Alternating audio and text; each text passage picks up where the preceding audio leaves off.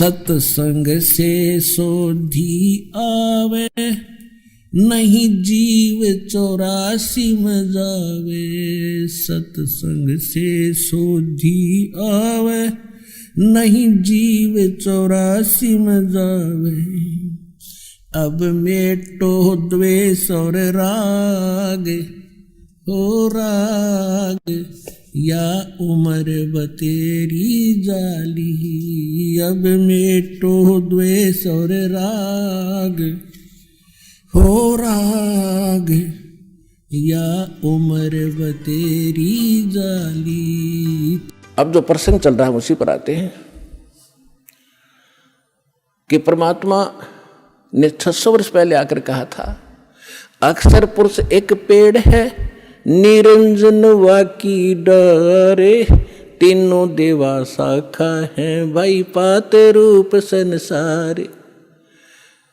अक्षर पुरुष एक पेड़ है, सरपुरुष वाकी डार, और तीनों देवा उसके आगे शाखा हैं, ये पात रूप संसार।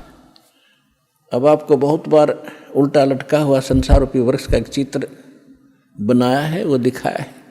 तो परमात्मा ने मूल को छोड़ दिया, जो जमीन से बाहर दिखाई देता वो सारे पार्ट बता दिए।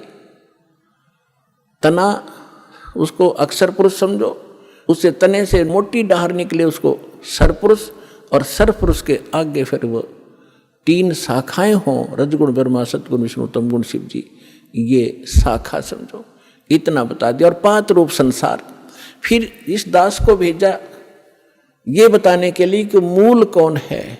ये जड़ वही है जो सबका धारण पोषण करता है, सबका उत्पन्न करने वाला है, सबका संरक्षक है, जो सर्व सुखदायी है, जो परम अक्षर ब्रह्म, जो अविनाशी परमात्मा है, वो वही है। कौन? अब दास ने बताया कि इसमें परमात्मा को पहचानने में दोनों पहलू काम करेंगे। एक तो हमारी थ्योरी, हमारा जो सिलेबस पाठ्यक्रम, और साथ में प्रैक्टिकल। पाठ्यक्रम बता रहा है, और फिर वो प्रैक्टिकल, जिन्होंने प्रैक्टिकल किया, उन महापुरुषों ने जिनको भगवान मिले, सचखंड लेकर गए, सतलोक ले गए, फिर वापस छोड़ा, उनमें से 6-7 शुभ नाम दास का याद है।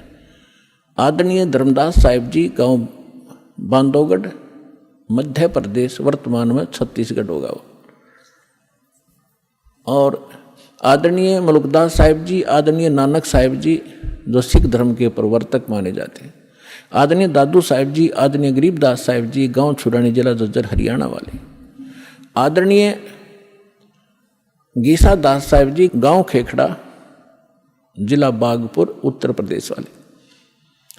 आदरणीय स्वामी रामानंद जी, काशी वाले। तो इन महापुरुषों में से आदरणीय गरीबदास साहिब जी के विषय में दास बताना चाहेगा। उन्होंने कहा कि हम सुल्तानी नानक तारे, दादू को उपदेश दिया, जात जुलाहा भेद न पाया, वो काशी माहे कबीर हुआ। अनंत कोट ब्रह्मांड का एक रति नहीं भारे, सतगुरु पुरुष कबीर हैं, ये कुल के सिरजनहारे। तो वो जड़ है उस संसार रूपी वृक्ष के, वो कबीर है। कबीर परमात्मा कौन? उसको परम अक्षर ब्रह्म कहो, उसको सत्य पुरुष कहो, अमर पुरुष कहो, उसे परम पुरुष कहो, उसे परम अक्षर ब्रह्म कहो, उसे परम अक्षर पुरुष कहो। ये उनके उपमात्मक नाम है। वास्तविक नाम उस परमात्मा का कबीर देव है। उसको अल्लाहु अकबर कहो, कबीर देव, कबीर साहब, अल्लाहु अकबर, कबीर भगवान, अल्लाह माने भगवान, अकबर अकबरी, अकबीर कबीर, ये कबीर को ही अपभ्रंश करके अकबर बोलते हैं। जैसे हम कबीरू बोल देते हैं, कबीरा बोला करते थे। जैसे गरीबदास जी को गांव वाले गरीबू कहा करते थे। तो ऐसे हम अपभ्रंश करके अपने नाम रख लेते हैं। उनका वास्तविक नाम है कबीर देव, अल्लाहु अकबर, अल्लाह कबीर, गॉड कबीर। अब जो प्रसंग चल रहा था उसी पर आते हैं कि वो परमात्मा स्वयं यहाँ आते हैं। अब इसमें दोनों पहलू साथ चलेंगे कि जिनको भगवान मिले उन्होंने प्रैक्टिकल किया। और जो हमारे सदग्रंथ आज तक हमें ज्ञान दे रहे थे, हमारे धर्मगुरु समझ नहीं सके, वो हमारा दुर्भाग्य और उनका भी दुर्भाग्य कहेंगे, क्योंकि वो उनकी बुद्धि काल के वश थी। अब हम सतगुरु शरण में आ गए तो हमारे ऊपर काल की जकड़ नहीं रही, इसलिए आप इस ज्ञान को समझ रहे हो। जिस दिन आपका नाम खंड हो जाएगा, यहाँ से कनेक्शन कट गया, परमात्मा का पंजा आपसे उठ जाएगा, आपको यही शब्द कड़वे लगने लग जाएंगे। और ये हमारे यहाँ भक्त भी आपको बुरे बुरे दिखाई देंगे, क्योंकि काल प्रवेश कर जाएगा, आपकी बुद्धि को भ्रष्ट कर देता है। आज तक ब्रह्मा विष्णु महेश की गांठ बांध रखी, इसने चक्कर बांध रखा, समझने नहीं दिया। आपकी क्या औकात, आप इस मालिक की शरण से दूर होकर आप सुखी हो जाओगे।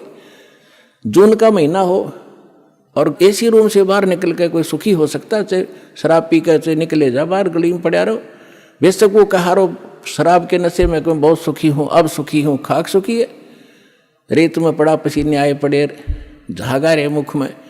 तो ऐसी दशा उन लोगों की जो भगवान से दूर हटकर इस काल के खेमे में खेल खेल रहे हैं। चाहे वो भक्ति कर रहे हैं, वो भक्ति भी नकली, या संसारिक सुख प्राप्त करने के लिए वो को प्रयास कर रहे हैं, क्योंकि इस काल की साधना से सुख हो ही नहीं सकता। सुख होगा तो इस परमात्मा की ही रजा से, इस साधना से होगा।